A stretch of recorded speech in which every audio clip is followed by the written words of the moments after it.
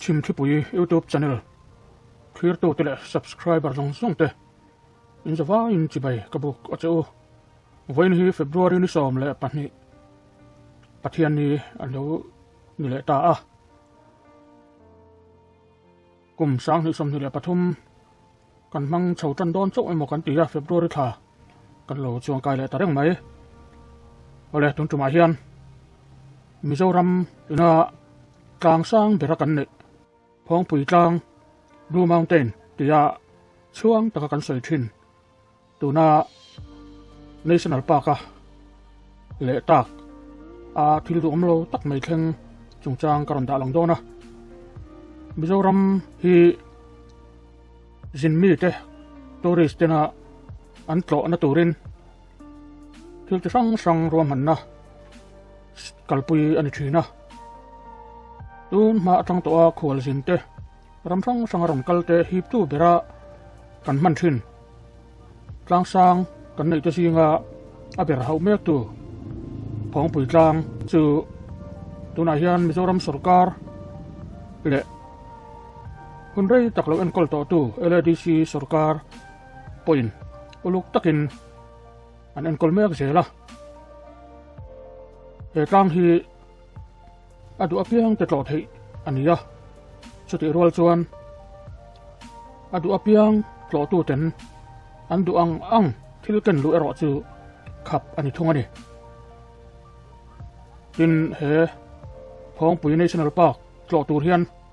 phalna lak masak angaya helai en kol tu simtui pui wildlife ten dan khau tak mai siamin chutiang chuan en kol thin ania tun tuma kan ron ti lan tur ero chu chung dan song zom lova he national park a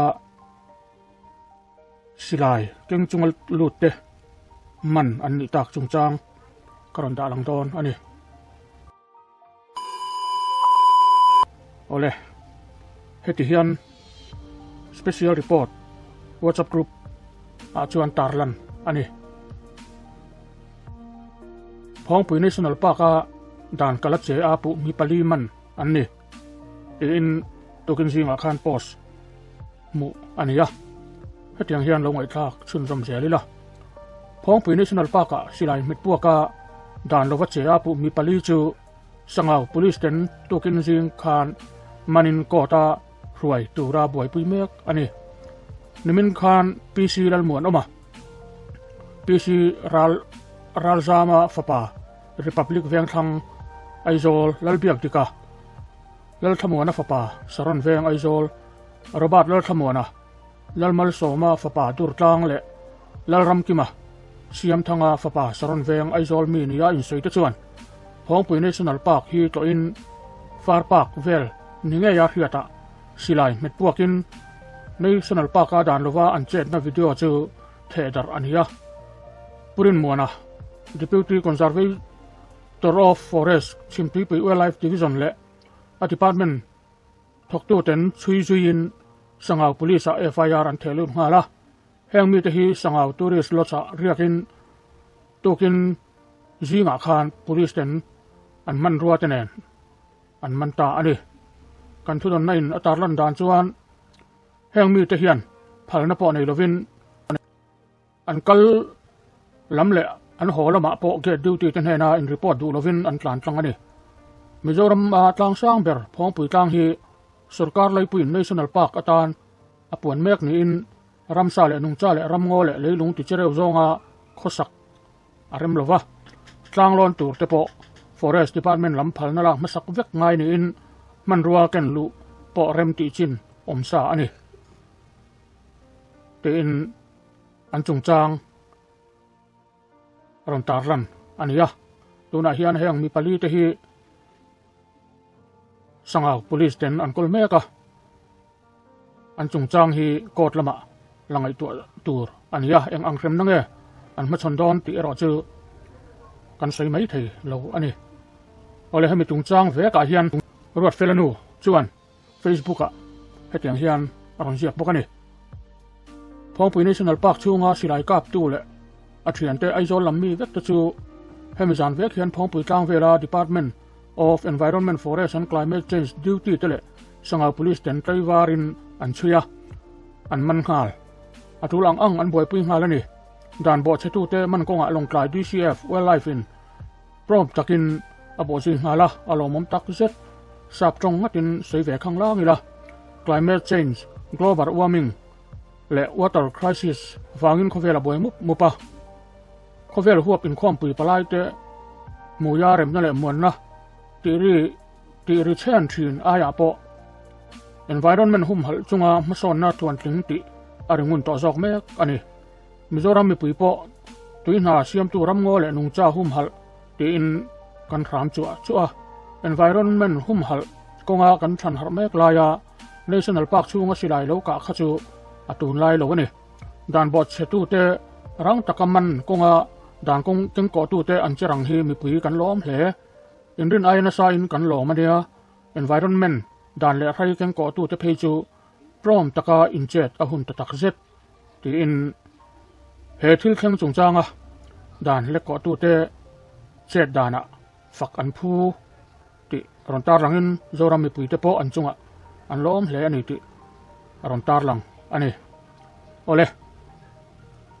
he thila hian sei tur tam tak a omanga amai ro chu kot hial then ngai thil ani awangin kan sei tu tam tak te ro chu sei lang lo tur ai ngai la ang po ni sila tuna hian he phong pui national park hi hum hal tlat ani ti hi atlo du zong song te point lo hria ula strict takin Mizoramina national park kan nei chun hi kan hum hala kan enkol uluk angai ani sanctuary ate national park ate silai ken lu phal ani ngai lo chiti chunga get duty te po paltlanga dan lo anga helai mun lut te chet dan hian tun nu se latana kan film khur atu zia min hria chuatir sela atum tak zet ani ole tuna hian urin muana Deputy Conservator of Forest Chimtui Pui Wildlife Division ina hem chungchang an malak dan tele kan hria tur tur asoite ilo ngai thak chun zom ang u hria tur te he ka channel hi min like saka min subscribe saka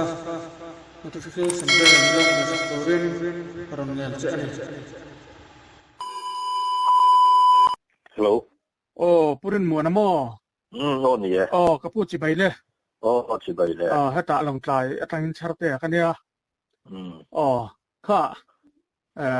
tokin zinga social media te kan lo huwa ni min lama thil theng mi pali ina phong pui national park phalo silai te pok teng lu ta get duty te po pal tlanga khatia moi lo tak an che chungchang kha kan lo huwa tin khata khan nang ni lam te po forest lam wildlife division lam te po in charang hle maya in na in thok than in kan thia khatila ya kha en tin nge ni khami te chet dan kha in hriat dan le in bo zui chho dan rang tak maya man an han ni dan te po kha ni ta sela khatila bor kha minan sil don am man le kan cha ko abul bera chuanin hemin nung chahum hal konga malatu tu te public la matanga min pui tu NCO te ho ina minon sil fiat kan tan chung an secret inform ma ni meng chu chung te atang le video minon thon atang khan chuan kan nau te kan tu khom ta long fly le sanga wing ka chu la de mai ne kilometer za som nga pa hi lai ni ni ka ra chuan in biak po har khom ma ya duang pon ma kan la chak thei lo zo ka ama ra chu kati kan in biak po nu kha chuan helam long fly lam training kan monitor reng boka chuan ti kan atu lang hang pe parlamati fel ngai te helam training kan ti reng boka chuan an ni khan kat thu ro langin police puina valain police tenen an omna an va chui chuk ta police to chan lo la ri ka chuan va kai tho ko wa lam mani to wa achunga te pon an zot thira an phalem lawa adi chi po chiam lo chu nin ti view na ma se ka chu an ti om len chui tho wa chuan khatia ngai dana han siam ta la khan khuwa te wa lamani awangin an ma di tan bo tur o man lan lo thaw awangin ko wa lama kan chun som mai don nian ti ama ro chu ke ma zo kin kin dolan chu a la wa awangin I tourist slots vel kha I veng ro katia tu man kal son chung lo kan naw to je pon lama ru kin kan duty ga thawa ye chuanin ni san kha chu kan pong zo ta chu ni ha chuan khua lo vara atu lang chun chun zom le ta hei tu lang ni kan kheng chou chu ni ta deu kar mai tu chuan tu na hian en ting nge an mania kha heta long tlai police station lam an pan pui mek nge police station lam ni lawin I aro abial tu in amati turati ange in ka guide na noya kota complaint he lu turania ni man tenen kota kan produce turania arrest memo te an du khan an man na official in man nan an ti thiang ta non chuai kha tu nen kong nan thang ne ka hian an lo thlen hun ha hin lo thlen hun huna elai an te par te ka lo check pel puyanga chuan kot lam kan pan nga lang tu chuan kal da tu chu ni tu chuan sangau police station khan kham in riat nuwa khan FIR kha in thelun nga ti na nge ni FIR lang po ni thei thaw ma ro chu kat ti tak zo ka chu jan lai thil te ni wangin kan online protection act ina aphut ang thawin assistant kan mo chun kan deal thaya chu ka deal ula katia kan deal angin an nin phal saka police khan kan naw ta chu an pui bom ta ni FIR lang po ina ngai thei thaw ma ro chu kan han ti khan FIR anga kan kal thlang chuan I tle ma thil bui thak de oma kor lama kan buang tu do na chu wang tle na shot kan de kan la ta police pui nai ma kan la tang ani ka de sok mai alo mom hle mai hetila ya ilo om khera hi ne khating ang thil khatun hun da ga ma chan hi kan riat to lo na hi re ya khating an om ta ka khan tila ya ho tu pa in na angin ma in la chho chara tu na re lo te aman nan han ni te hi lom oma in thorim na lom thu kan sei ani tu chuan kan min han sil la kan du chu hami Phongpui National Park chung changa atlo du te pon lom ze langa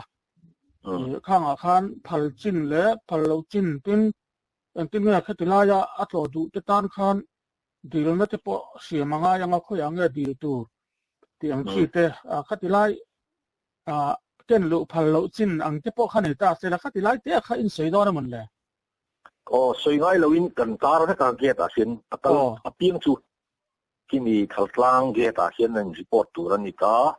anin register anga entity te tu lang in an pe anga ta khan an sil hi ve sel thawa in chan chin bu le enge mo hi chuanin kan ti chuak na sa kha tok hian ko om du po hian kan ti nu la kan tar boka ka kha sa tur om hi chuanin phal le phal lo hi chu an se mai tu ra ngai na hi om ve thei to chan chu kan ti kam tok to se lo ti anga soi ho hi chu chuan lam sa ti vel mai di a he kan ngai deu to in phal la hi daytime visit chu hi kan phal mo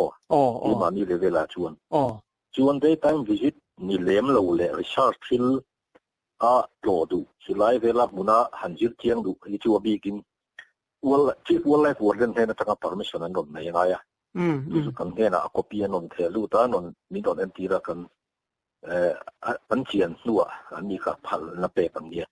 chu ho chu aria keng pon ria ti thei da no mo ti lo te tia len fa anga kal tan hian chuan chu na hi chuan dan bo chiat an nei lo chuan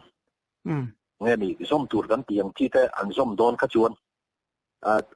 alu thei ren khau mai kan nau te ve na tu ya te hu na tu ya mo so chuan ni tu na mi te po kha han choi zau ka de wila an chia so lom an ti loi mai ni in kan thira han kan chin po ti rim zo la mo chu wang chuan in ke po kan se phat kha ka thina hian chun zok ang hian kan na chu wang chuan in ka chet rang ve kan ni kan nau te po ka nghe ni ka du thon lu tu ka อาวินแต่พวกกันสินตัวละสันไล่อะปัจจัยหันเท่าจุน่าจะปนที่เดียวไม่เท่อะเห็นเรื่องจุนเนียดินหันสวยเจ้าเดียวเล็กกระดูจุสตาที่กันเก้มแล้วตัวอุปลำเล็กตอนนี้เป็นส่วนไม่ตัวไหนไว้ดวงที่นั้นจับตัวกันแล้ววะอาวิลงุนเดียวแต่พอยังไงนี่ปุยลำปนมินดูขบเราอังเกจุกัสเฟรไม่อะที่ตีไล่อะตุนไล่ชาวที่ไฟซีโซนนี่อะกลางไม่ที่อช่วงที่ตีเดียววันไม่อะมันเนี่ยก็กับว่ากัลโต้ขันก็เรียจานจนกลางเสรีนันชัวร์เตียงเวลขันนี่มินจิลแข่งหาโต้ขันดิวตีมูมัลอันนี่ดังนี้นั่นไทยเราไล่อันนี้กลางไม่เรียงอันชัวร์สองฝั่งนี่มั้งทางโต้ขันมินเราเสียสักไม่เท่าเรามีปุ๋ยป่วยมีเสียเทียมเลยแต่พอกันนี่ได้เราเสียค่ะอันเสียเวเซ่จุดที่จงกันมารอจุจานโต้ใช่หรือวะทั่วอีกแล้วกันน่าแต่น้ำมินปุ๋ยบ่มารอจุกระหล่อมคบไหมอ๋อเลยอารมณ์บ่แม่ที่ข้านนี่ก็ล้ำอันทุกลูกนัดพวกนักเนี่ยกันละเสียเสียตัวละไงล่ะมีโซรามีนักกันในชุนพองปุ๋ยกลางกันในชุนหันตีละกลางสร้างเบรกันในชุนกันหุ่มหาละกันตัวตากันดิ้นด้อยเฮียง่ายนี่เตี้ยค่ะเนี่ยก็เหตุที่เชื่อเห็นเหตุชั่วเสียแต่ละดูแล้วไหมอะไรค่ะอินคอมนะหุ่นชักไหมมันเสียมสักกันเรียดดูเต็มนั่นคือละกันล้มแผลไหมคืนนี้ปกกันล้มไหมเลย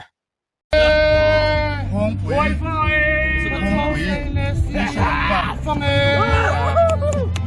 อาเซียกันเชิญที่กับรำตังซองเบรเสียมนั้นกันโลเนฟาร์ฟาเกบางนี้แล้วก็อีฟิล์มคุณหูห้องวินส์นิสนัลพาร์คทุ่งและเชเวลนิจานเดหิมตูรินและหิมนัตูรินมาแล้ว